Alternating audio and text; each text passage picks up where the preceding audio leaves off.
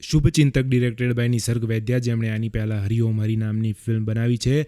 Film produce કરી છે માનસી પારેખ અને પાર્થિવ ગોહિલ. હું નહીં મારી નામે નામ, જે માનસી પારેખના ઘરના છે એ. ફિલ્મના રાઇટર છે કપિલ સહેતા, સ્ક્રીન પ્લે લખ્યું છે વિરાપ પટેલે અને ડાયલોગ લખ્યા છે ચેતન દૈયા. એક મિનિટ, ચેતન દૈયા ડાયલોગ રાઇટર પણ છે? આઈ મીન વાવ, મને આજ જ ખબર પડી. એનીવે, ફિલ્મની અંદર આપણને જોવા મળે છે માનસી પારેખ, સ્વપ્નિલ જોશી, દીપ વૈદ્યા લવારીવાળા, મેહુલ બુચ અને ઈશા કંસારા ફિલ્મની અંદર આપણને થોડાક ટાઈમ માટે જોવા મળે છે. અને એના કરતાં પણ થોડાક ટાઈમ માટે આપણને જોવા મળે છે હિતુ કનોડિયા. ફિલ્મમાં ઓલમોસ્ટ બધા જ એક્ટરનું કામ સારું હતું, પણ સૌથી વધારે મને જો કોઈનું કામ ગમ્યું હોય તો એ હતા સ્વપ્નિલ જોશી. એમના પછી જો કોઈનું કામ મને સૌથી વધારે ગમ્યું તો એ હતું પેલા પુલ બિલ્ડર જે હતા, બિઝનેસમેન કે પછી બિઝનેસમેન જે હવે પોલિટિશિયન બનવાના છે, મેહુલ બુચ એમનું નામ છે. એમનું કામ મને સ્વપ્નિલ મહેતા પછી સૌથી વધારે ગમ્યું. ફિલ્મની સ્ટોરી, એક બિલ્ડર વર્ષો પહેલા એક પુલ બનાવે છે અને એ પુલ એક કરપ્શનથી બનાવે છે. એ પુલ બનાવવામાં એ પ્રોપર માલ નથી વાપરતો. પુલ બનાવવાના પૈસા એ પોલિટિશિયનની હારે ખાઈ જાય છે, એટલે પુલ જો એવો નથી બનતો અને અમુક ટાઈમ પછી એ પુલ પડી ભાંગે છે.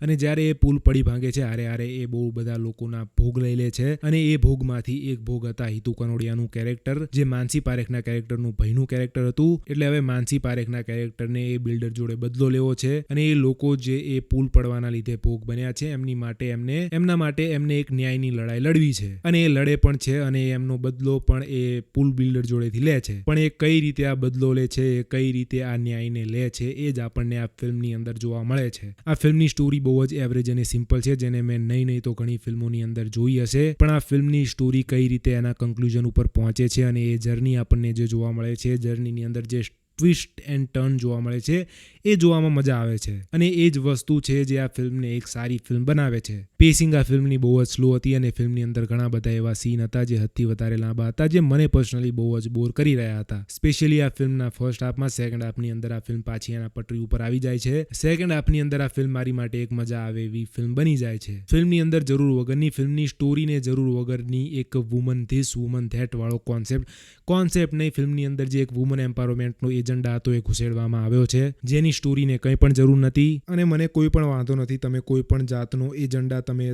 ફિલ્મની અંદર નાખો, પણ એ સ્ટોરી સાથે ફિટ નથી બેસતો અને ફોર્સફુલી નાખવામાં આવ્યો હોય એવું લાગે છે. જેને ફિલ્મની અંદર ના પણ નાખવામાં આવ્યો હોત તો પણ ચાલત. એ વસ્તુ ફિલ્મની અંદર બહુ જ પ્રીચી ફીલ થાય છે અને લેક્ચર દેતા હોય એવું લાગે છે. એવું લાગે છે કે પ્રોડ્યુસરે રાઇટરને પહેલાં જ કહી દીધું હતું કે ભાઈ લેખક લોકો, તમે જુઓ, તમારે જે પણ જોનરા, જે પણ સ્ટોરી લખવી હોય લખો. ફિલ્મની અંદર થોડું એવું વુમન એમ્પાવરમેન્ટ અને વુમન ધીસ અને વુમન ધેટ વાળું થોડુંક નાખી દેજો, એટલે લોકોને એવું લાગે કે ભાઈ વુમન માટે કંઈક ફિલ્મની અંદર રેપ્રેઝેન્ટ કર્યું છે. ફિલ્મની અંદર એક એવું વુમનનું કેરેક્ટર હોવું જોઈએ જેને મર્દ દબાવતો હોય અને કોઈ બીજી વુમન એના સપોર્ટમાં ઊભી રહેતી હોય, અને એ રીતનું કંઈક ને કંઈક તો તમે ફિલ્મની અંદર નાખજો. ક્વિન્ટન ટેરન્ટિનોએ એક બહુ જ જોરદાર વાત કીધી છે કે આજના સમયમાં હવે ફિલ્મો સારી બનાવો કે ખરાબ બનાવો એ મેટર નથી કરતું, તમારી આઈડિયોલોજી જરૂર મેટર કરે છે. And it's kind of true. અને આ વુમન ધીસ અને વુમન ધેટ વાળો ટ્રોપ હવે ગુજરાતી ફિલ્મોની અંદર બહુ જ ઓવરયુઝ થઈ ગયો છે. અને આ તમે વુમન એમ્પાવરમેન્ટ ફિલ્મોની અંદર દેખાડો એનો કંઈ વાંધો નથી, પણ આ જે ટેકનિકથી તમે બતાવો છો એ ટેકનિક હવે જૂની થઈ ગઈ છે.